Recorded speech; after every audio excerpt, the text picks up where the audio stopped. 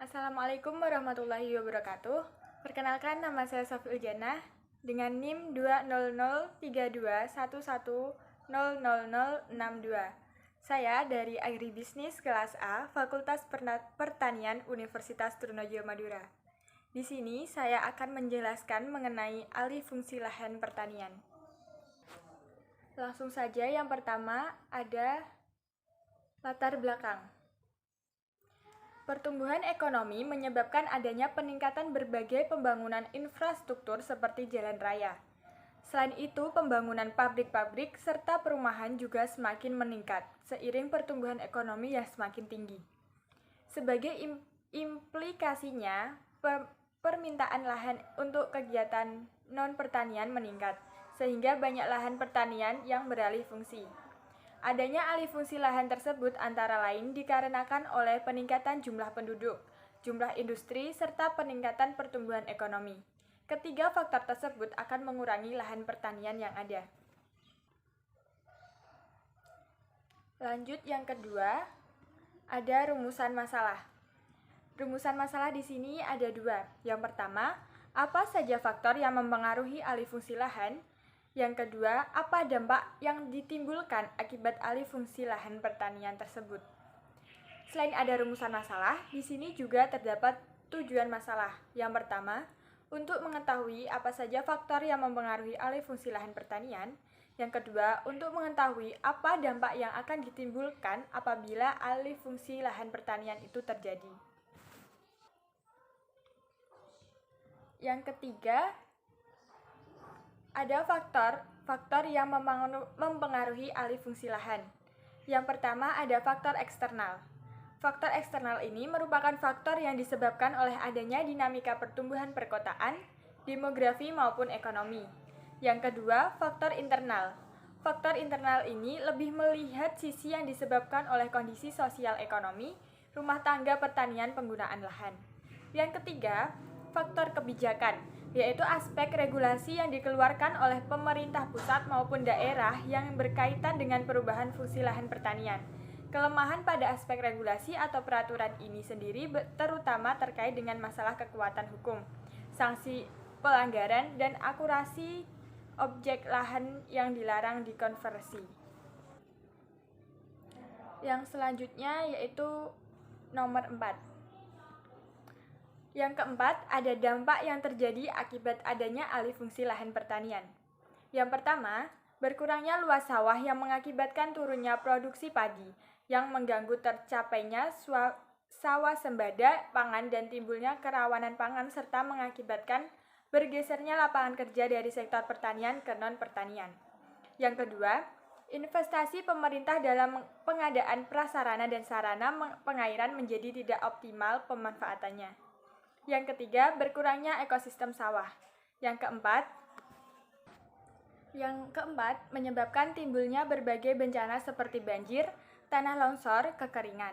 Ini dikarenakan kurangnya daerah resepan air karena banyak berdirinya bangunan-bangunan yang terjadi merupakan lahan pertanian. Kemudian yang kelima, ada kesimpulan. Kesimpulan dari pembahasan kali ini adalah untuk menganalisis tentang pengalihan fungsi lahan pertanian. Tujuan dibuatnya makalah ini adalah untuk mengetahui apa saja faktor-faktor yang mengakibatkan terjadinya alih fungsi lahan dan apa dampak yang akan terjadi apabila alih fungsi lahan tersebut telah dilakukan. Dan kali ini ada satu video yang mendukung adanya pembahasan alih fungsi lahan pertanian. Selamat menyaksikan.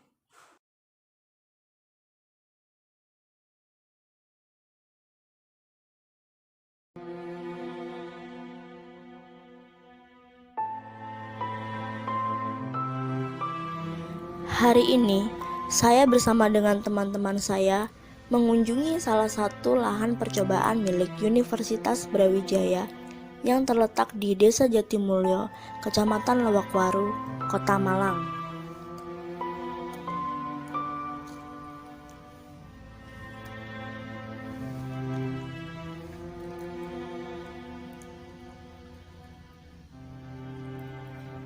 Sampai saat ini, Lahan ini merupakan salah satu dari sedikit lahan yang masih dipertahankan untuk tidak dijadikan perumahan atau bangunan lainnya.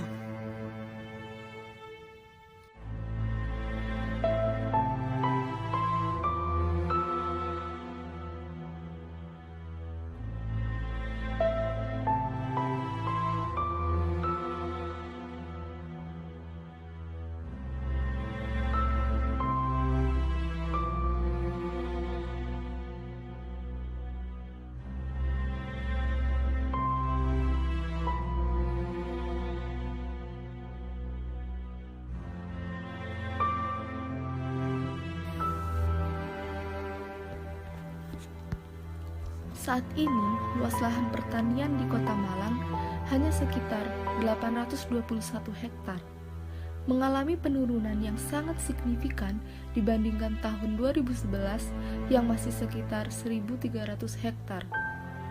Entah sampai kapan lahan ini akan tetap dipertahankan, mengingat semakin banyaknya lahan yang beralih fungsi menjadi perumahan dan lainnya.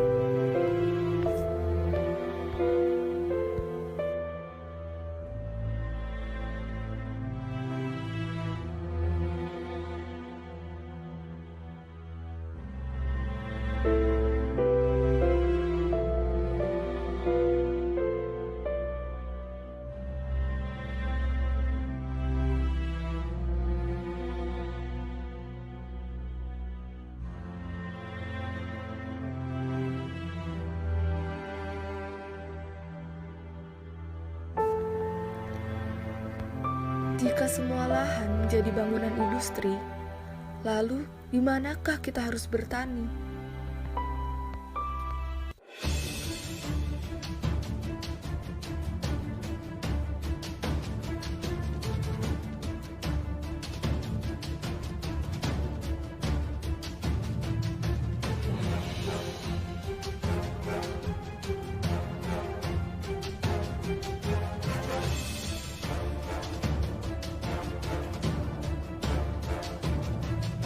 Dampak negatif pembangunan jalan tol adalah penggunaan lahan yang sangat luas dan secara langsung berdampak pada tata ruang lahan pertanian secara keseluruhan. Jalan tol akan memangkas luas lahan pertanian, juga memotong alur sungai, saluran irigasi, dan mengubah alur distribusi sarana kebutuhan pertanian maupun pemasaran produk pertanian. Pembangunan jalan tol juga akan membuka kawasan pemukiman dan industri baru yang akan mengurangi luas lahan pertanian. Puluhan petani Kalimantan Selatan yang mengaku lahannya diambil paksa perusahaan sawit dengan menggunakan intimidasi aparat kepolisian kemarin akhirnya mengadu ke Komnas HAM di Jakarta. Para petani meminta bantuan Komnas HAM agar bisa kembali bercocok tanam.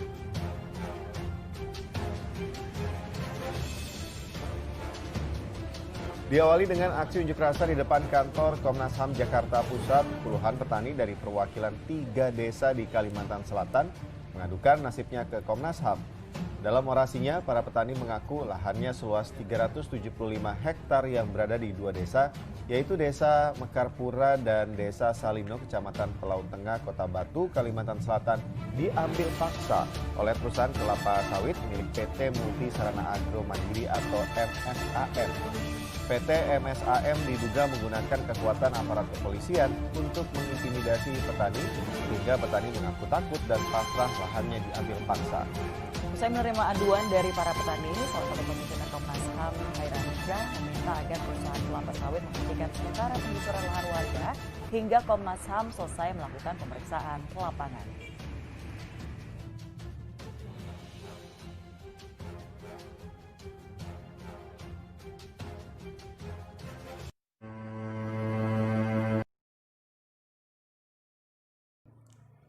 Terima kasih. Tadi adalah sedikit pembahasan dari saya mengenai alih fungsi lahan pertanian. Kurang lebihnya saya mohon maaf. Terima kasih. Wassalamualaikum warahmatullahi wabarakatuh.